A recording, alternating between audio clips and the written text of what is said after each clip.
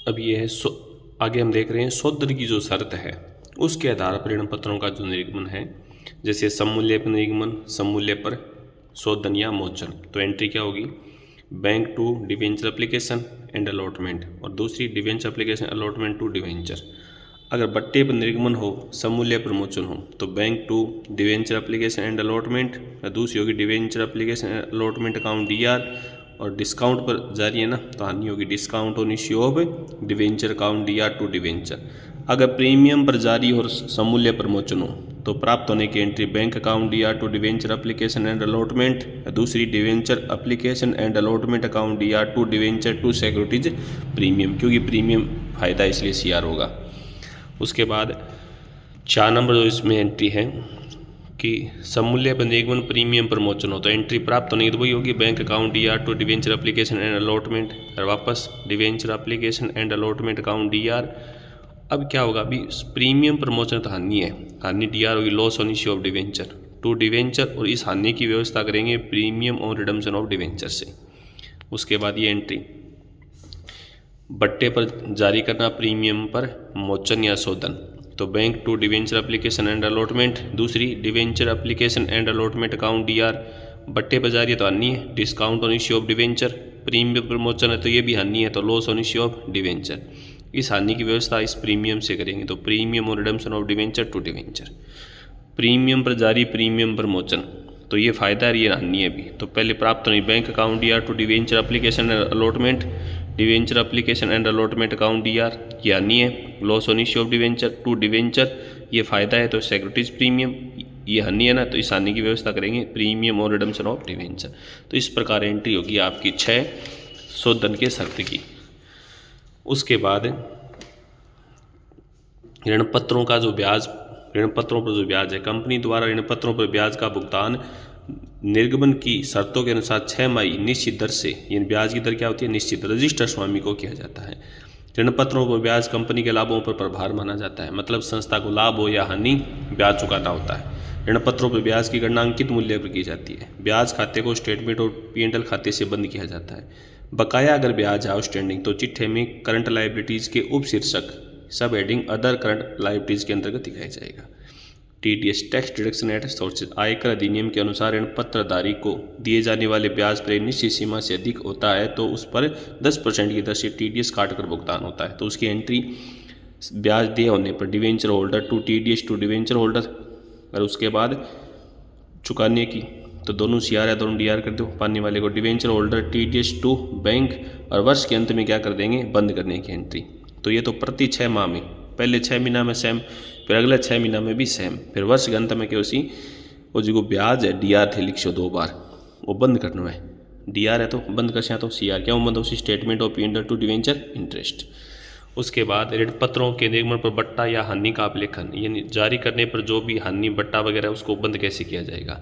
तो discount on issue of debenture या फिर loss on issue of debenture पूंजीगत हानि है, जिसे सिक्योरिटीज प्रीमियम या कैपिटल प्रॉफिट या स्टेटमेंट ऑफ पी&एल से अभिलेखित किया जाएगा।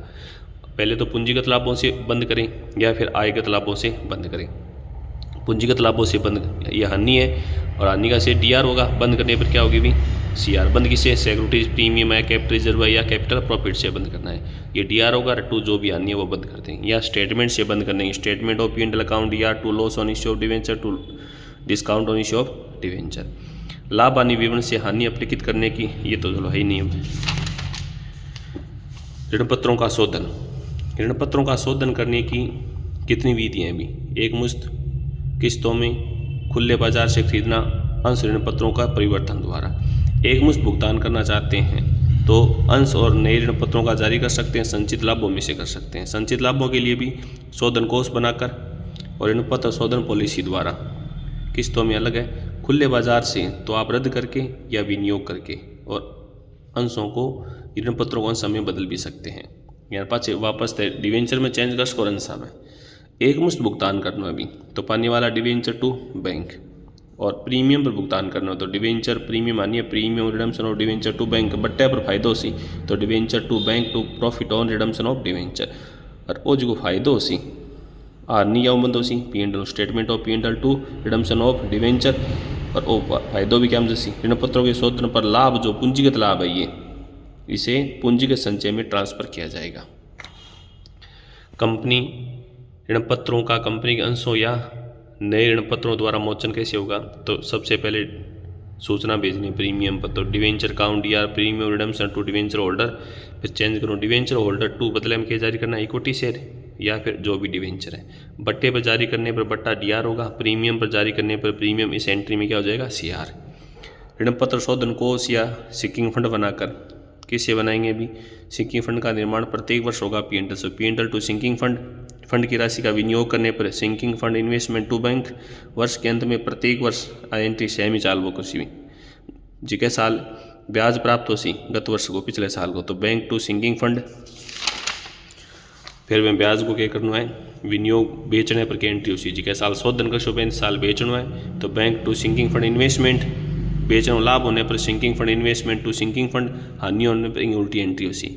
ऋणपत्रों का शोधन करने पर पाने वाला debenture to bank, sinking fund को शेष लास्ट में क्या हम कहना है? सामान्य संचय, तो sinking fund to general reserve. खुला बाजार होकर खरीद रहे हो तो स्वयं का ऋणपत्र रद्द कर सी, तो व्यापार में क्या रहे? बादशाह डिवेंचर क्या जा रही है? बैंक या टू प्रॉफिट और रिडम्पशन ऑफ डिवेंचर अगर बट्टे पर तो, और प्रॉफिट क्या हम जैसे कैपिटल रिजर्व, इन प्रॉफिट और redemption of debenture to capital reserve है, और सीधा खरीद गए उसी तो ओवन डिवेंचर टू बैंक, फिर क्रय करने के बाद रद्द करना है तो debenture to own debenture to profit और रिडम्पशन ऑफ डिवेंचर। बैंक बाद अंतिम बात ऋणपत्र शोधन डीआरआर को नियम है भी 2013 कंपनी अधिनियम 2013 की धारा 71(4) के प्रावधानों का पालन करना अनिवार्य है। लाभांश वितरण के लिए उपलब्ध लाभों में से डीआरआर बनाना, डीआरआर की राशि केवल ऋणपत्र शोधन हेतु ही काम में लेना। 2013 का नियम धारा 18 सब सेक्शन 7 सबसे बी से बी के दिशा निर्देश के भी कि आरबीआई द्वारा नियंत्रित सभी भारतीय वित्तीय संस्था यानी बैंक वगैरह की बात करें तथा बैंकिंग कंपनियों द्वारा निर्मित ऋणपत्रों के लिए डीआरआर के निर्माण की आवश्यकता नहीं है। मतलब ये डीआरआर नहीं बनाएंगे अभी।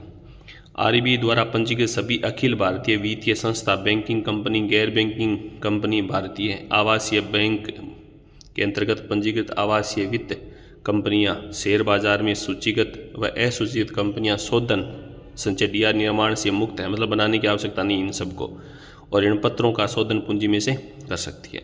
अन्य असूचीगत कंपनियों को ऋणपत्रों का शोधन प्रारंभ करने से पूर्व शोधनीय ऋणपत्रों के अंकित मूल्य का कम से कम 10% लाभों में से डीआरआर शांति करना अनिवार्य होगा। इनको छोड़कर अन्य जितनी भी असूचीगत कंपनियां उन सबको डीआरआर बनाना आवश्यक है। उन्हें डीआरआर में ट्रांसफर कितना? 10%। ऋणपत्रों के लाभों में से शोधन की स्थिति में ऋणपत्रों के शोधन की राशि के 100% के बराबर राशि शोधन संचय में क्या करनी होगी? ट्रांसफर। सभी सूचीगत कंपनी और असूचीगत अन्य छोड़ के गैर बैंकिंग वित्तीय और भवन निर्माण वित्तीय कंपनी को छोड़कर अगले वर्ष के 31 मार्च को देय होने वाले ऋणपत्रों की राशि का कम से कम 15% प्रत्येक वर्ष 30 अप्रैल तक निर्दिष्ट प्रतिभूति या बॉन्ड में विनियोग करना होगा और बैंक में जमा कराना होगा। तो एक तो ये ध्यान रखना है कि 10% डीआरआर बनाना, 15% क्या करना? इन्वेस्टमेंट किन को करना है ये भी ध्यान में रखना है। तो ये एंट्री है इनसे संबंधित।